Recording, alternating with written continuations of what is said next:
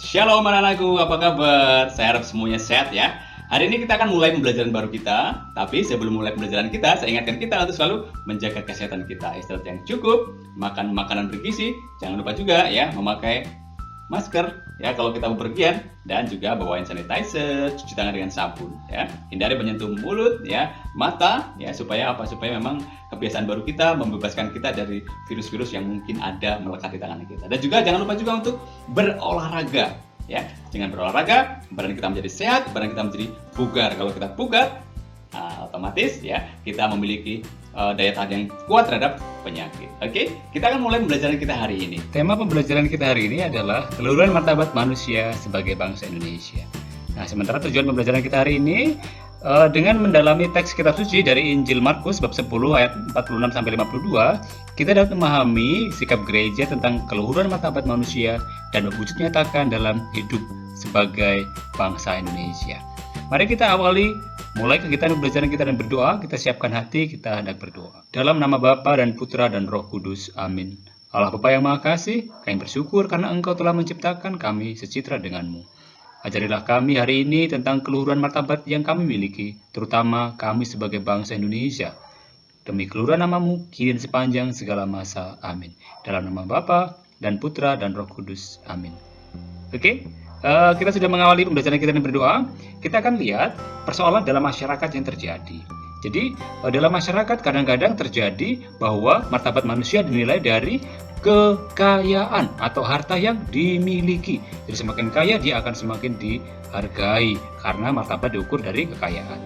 Kedudukan atau jabatan yang dimiliki, penampilan, dari mana dia dilahirkan, dari suku apa, dari jenis kelamin apa.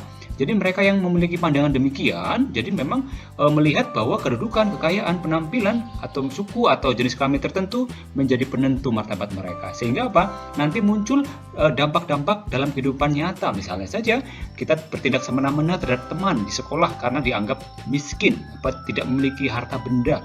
Atau mungkin di dalam pergaulan kita juga merasa diri paling hebat dan menganggap orang lain lebih rendah karena tidak sesuku dengan kita.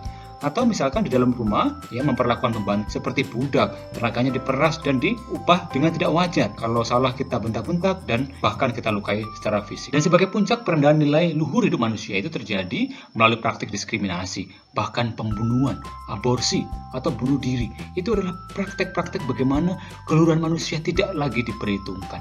Terus bagaimana sih pandangan gereja mengenai hal ini? Pandangan gereja tentang keluhuran martabat manusia kita lihat dari Allah menciptakan manusia sebagai makhluk yang memiliki martabat yang paling luhur dibandingkan ciptaan Tuhan yang lain. Kita manusia ya diberi akal budi, hati nurani dan kehendak bebas, serta kemampuan untuk mengenal Sang Pencipta, yaitu mengenal Allah sendiri.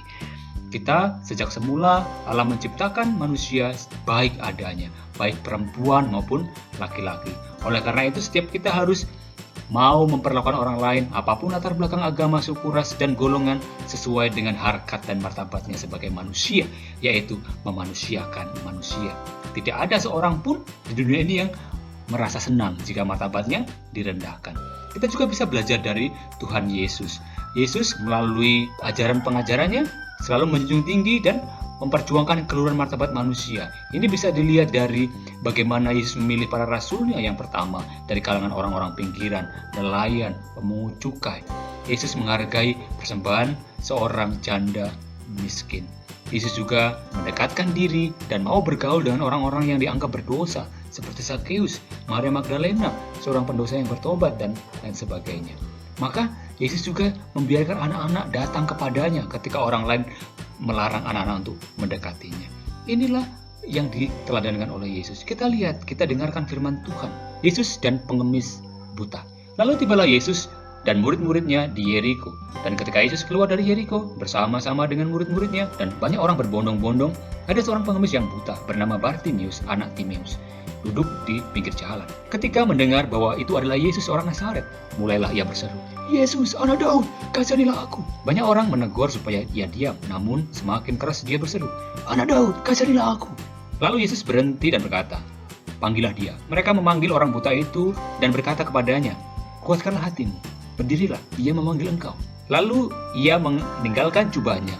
Ia segera berdiri dan pergi mendapati Yesus. Tanya Yesus kepadanya, "Apa yang kau kehendaki supaya aku perbuat bagimu?"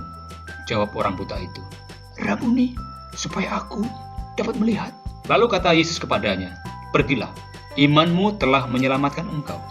Pada saat itu juga melihatlah ia, lalu ia mengikuti Yesus dalam perjalanannya. Demikianlah yang kita dengarkan bagaimana Yesus memberi perhatian khusus kepada mereka yang disingkirkan dalam masyarakat. Sebagai pengikut Kristus, apa sih yang bisa kita lakukan berkaitan dengan keluhuran martabat manusia? Kita hendak belajar dari Tuhan Yesus yang selalu berpihak kepada kaum lemah dan miskin. Seperti Yesus yang mau menyembuhkan Bartimius sebagai wujud kepeduliannya terhadap sesama tanpa memandang perbedaan. Kita bangsa Indonesia dikaruniai keberagaman. Kita dapat belajar dari Yesus bahwa ada banyak Bartimius lain yang ada di sekitar kita. Mereka adalah kaum lemah, sederhana, tersingkir, miskin, dan sebagainya. Entah apapun suku bangsanya, apapun latar belakang agamanya, yang membutuhkan perhatian dan bantuan dari kita. Kita harus mau menerima orang lain apa adanya dan menghargai mereka, sekalipun oleh masyarakat mereka dipandang rendah, dipandang berdosa karena pekerjaannya, karena kedudukannya. Kita harus tetap memperlakukan mereka secara manusiawi dan tetap menghargai. Oke, demikian pembelajaran kita. Untuk sebagai evaluasi, kita akan mengerjakan beberapa soal. Yang pertama, dalam terang kitab suci dari Injil Markus bab 10 ayat 46-52, jelaskan bagaimana cara melihat atau memperlakukan orang lain. Oke. Nomor 2, jelaskan sikap gereja tentang keluhuran martabat manusia. Kemudian yang ketiga, tuliskan tindakan apa yang dapat dilakukan sebagai perwujudan keluhuran martabat manusia dalam kehidupan sebagai bangsa Indonesia. Oke, silakan kerjakan 3 ini. Nanti kalau sudah selesai bisa dikumpulkan ke Bapak Ibu. Anak-anakku, kita akhiri pembelajaran kita dengan berdoa. Kita ambil sikap berdoa dalam nama Bapa dan Putra dan Roh Kudus. Amin. Allah Bapa yang makasih, terima kasih banyak atas pembelajaran hari ini. Melalui sabdamu kami semakin memahami tentang keluhuran martabat kami sebagai manusia dan mampukanlah kami mewujud nyatakan dalam kehidupan sehari-hari sebagai bangsa Indonesia. Semoga dengan keluhuran martabat yang kami miliki mendorong kami untuk memelihara dan menjaganya, sehingga dalam kehidupan sehari-hari kami dapat menghargai orang lain sebagai pribadi, terutama kami sebagai bangsa Indonesia. Demi keluhuran namamu, kini dan sepanjang segala masa. Amin. Anak-anakku, terima kasih sudah mengikuti pembelajaran kita dari awal sampai akhir. Saya harap bahwa kita semua diingatkan tentang martabat kita sebagai manusia. Kita harus mampu mewujud nyatakan dalam kehidupan sehari-hari sebagai bangsa Indonesia. Kita walaupun berbeda, tetapi kita memiliki martabat yang sama. Sampai ketemu di pembelajaran kita berikutnya. Tuhan berkati. Shalom.